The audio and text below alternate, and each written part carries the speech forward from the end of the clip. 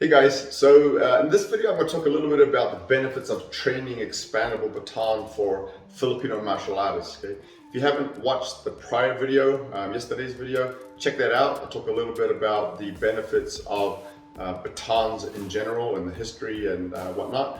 But in this video, again, it's the short one talking about Filipino martial arts, Filipino martial artists and the benefits of training with baton. So there's a couple of things, guys. One, as a Filipino martial artist, it's likely that you train with batons, okay? You train with sticks, right? Oftentimes the common training tool is rattan, okay? And so there's a lot of transferability of what you're doing into a defensive baton program. Some of the reasons why I would recommend training in the usage of a expandable baton in particular is there's a few things that are important there. One is understanding the legalities of force, right? So we train with a baton in the Filipino martial arts. Oftentimes we're looking at hand attacks, we're looking at head attacks, we're looking at high value targets and skills that are important, but understanding the legalities and the context of using those techniques in a self-defense situation, right?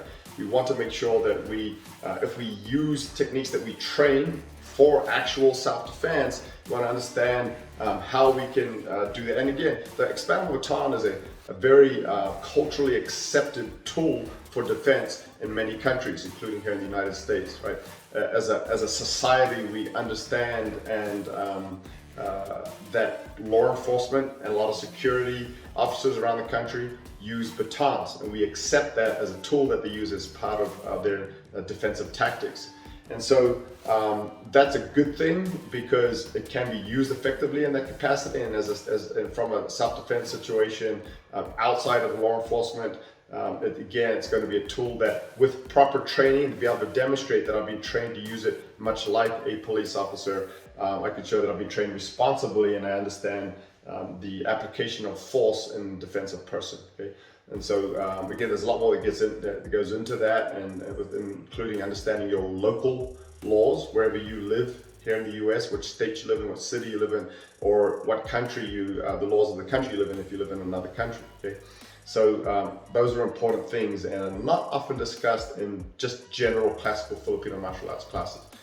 Two, that goes along with that is targeting areas in the body. Okay, in certain types of self-defense situations, I may be justified in targeting higher value targets. I guess you could say areas of the body that are going to have a higher capacity for death or serious bodily injury, or long-lasting injury, or just something that's going to cause bruises, contusions, and hopefully generate some pain compliance.